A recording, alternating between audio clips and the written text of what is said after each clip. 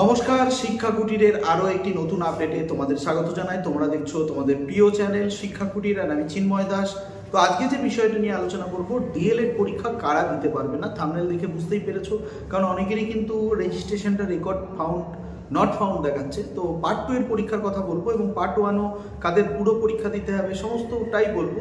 তো যাই হোক, প্রথম কথা হচ্ছে তোমাদের পার্ট 2 পরীক্ষার ফর্ম ফিল আপ যেটা চলছে, সাবধানে পেমেন্টটা করবে। আর সেই সঙ্গে সঙ্গে কারা পরীক্ষা দিতে পারবে না এবং রিভিউয়ের রেজাল্টটা এখনও ওর লিঙ্ক আমি শেষ পর্যন্ত দেখেছি দেয়নি। তো রিভিউয়ের রেজাল্টটা তোমরা কি করে বুঝতে পারবে সেটাও বলে দেবো। তো যারা পাস করেছে তাদের কিন্তু পার্ট 2 এর যে পোর্টালটা আছে সেখানে সেখানে রেজিস্ট্রেশনটা দিলে তোমাদের কিন্তু ডিটেলস চলে আসবে। আর তুমি যদি রিভিউয়ে পাস না করে থাকো তাহলে কিন্তু তোমার রিভিউয়ে পাস হয়নি, সেই কারণে কিন্তু আসছে না। অর্থাৎ তোমার একটা সাবজেক্ট বা দুটো সাবজেক্টে যদি সাপ্লিমেন্টারি থেকে থাকে বা তুমি অনুপস্থিত থেকে থাকো তাহলে কিন্তু তুমি পার্ট 2 পরীক্ষা দিতে পারবে না। আশা করি বোঝা গেল। পার্ট 1 ক্লিয়ার না করে ডিএলএড এ কিন্তু পার্ট 2 পরীক্ষা দেওয়া যায় না। এবার প্রসঙ্গে আসি যে যারা রিটেন এক্সাম দেয়নি কিন্তু এক্সটার্নাল এক্সাম দিয়েছে তাদের কি হবে।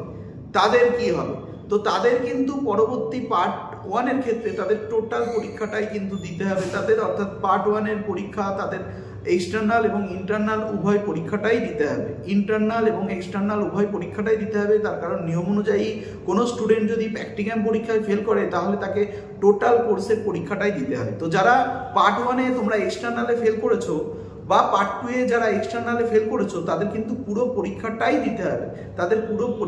দিতে হবে। তো আশা করি বোঝাতে পারলাম। তো সঙ্গে থাকো, না হলে আরো ডিটেলসে জানতে গেলে অবশ্যই লাইভে অ্যাটেন্ড করতে পারো। শিক্ষা কুটির এখন রোজ লাইভে আসছে এবং যদি ভালো লাগে তাহলে আমার টেট কোর্সেও জয়েন হতে পারো। তবে একটা কথাই বলবো, যে খাটতে পারবে সেই জয়েন হবে, যে খাটতে পারবে না সে জয়েন হবে না আমার কোর্সে।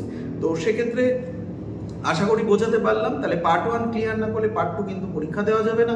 যদি আমি এক্সটার্নাল পরীক্ষায় ফেল করে থাকি বা আমি প্র্যাকটিক্যাম পরীক্ষা, অর্থাৎ প্র্যাকটিক্যামই রয়েছে ওটা, প্র্যাকটিক্যাম পরীক্ষায় যদি আমি ফেল করে থাকি তাহলে কিন্তু আমাকে পুরো পরীক্ষাটাই দিতে হবে। থিওরি এবং প্র্যাকটিক্যাম দুটো পরীক্ষাটাই দিতে হবে। তো আশা করি বোঝাতে পারলাম। সঙ্গে থাকো শিক্ষা কুটিরের আরও আপডেট পাওয়ার জন্য। সাজেশনও আসছে, একটা সাজেশন দিয়েছি, প্রত্যেকটা পার্ট 1 পার্ট 2 এর সাজেশন দেবো।